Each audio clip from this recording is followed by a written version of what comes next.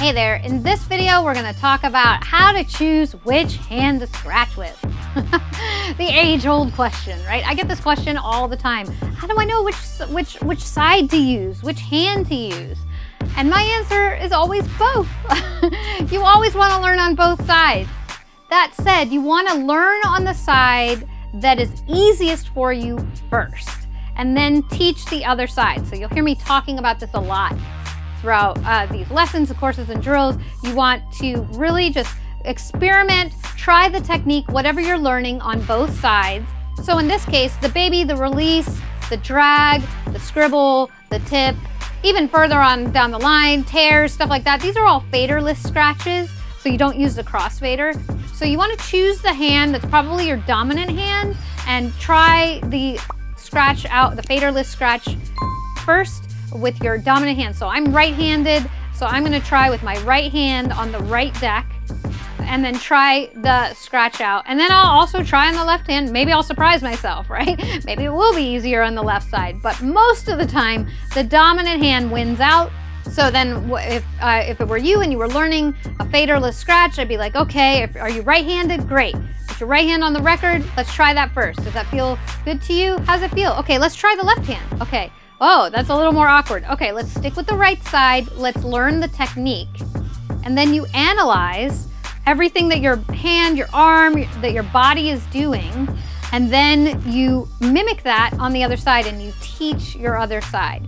So in the case of the scribble scratch, it's way easier for me to perform it with my dominant hand on the jog wheel or the record, right? It's a power scratch, a workout scratch.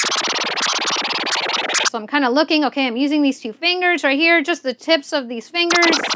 Kind of like got my hand cocked up, but it's aerodynamic. It's not, I'm not bending my fingers, cocked at the wrist. Where am I feeling tension? Okay, feeling tension in right here in my forearm. I'm feeling tension in my bicep.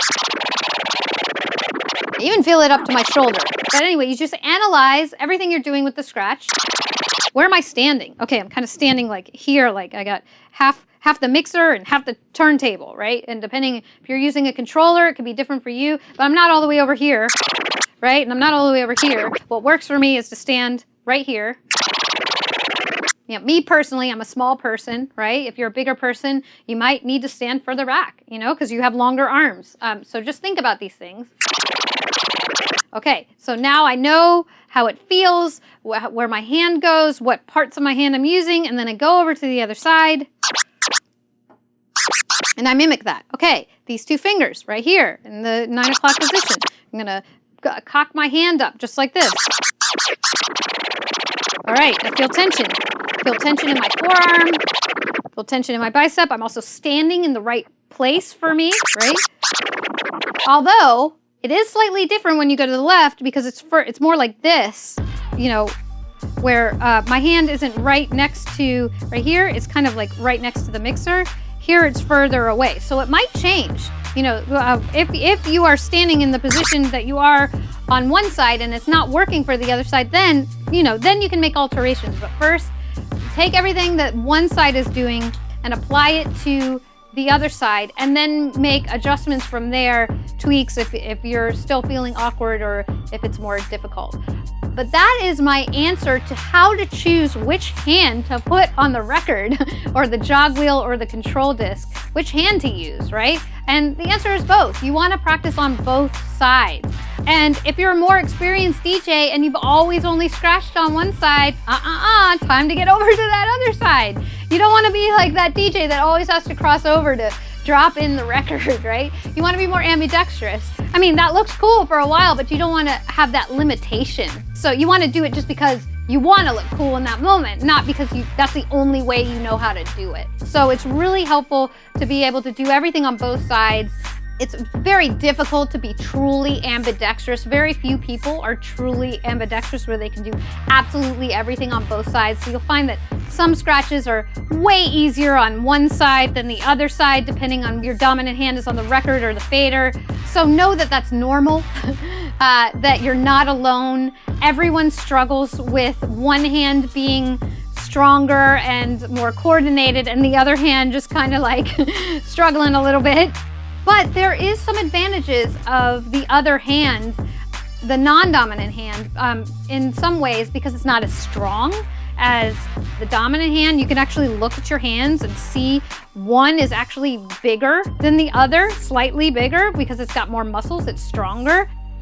So the non-dominant hand is naturally more relaxed, right? Because it's not as muscular. Think of like a gymnast and a bodybuilder, right? So bodybuilders are like big and muscular, and they're good for like big power kind of moves, right? Whereas the gymnast is good for more flexibility and fluidness and grace. So don't discount your non-dominant hand. Your non-dominant hand has advantages that your dominant hand does not have, and you will discover that with every scratch. As an example of what would be a scratch that would lend itself to the non-dominant hand, the crab scratch. The crab scratch, it helps to be more relaxed, you know, when you're using more of your fingers and not be so tense, right? So that's just one example. I just want you to explore. Remember, try it on the side that's easiest, whatever the scratch is, and then teach your other hand. So I hope that helps you out to choose which hand to use on the record or jog wheel or control disc. All right, I'll see you in the next video.